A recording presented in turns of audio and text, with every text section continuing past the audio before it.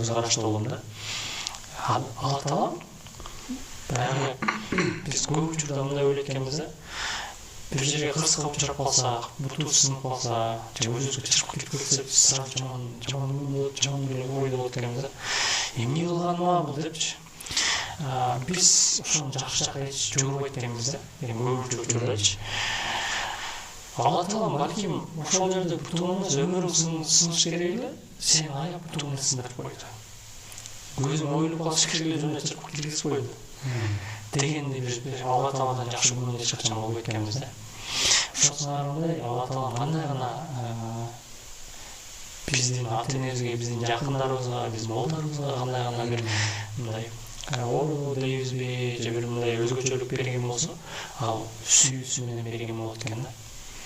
Мен ошол нерсени мен так түшүнүп жеттим.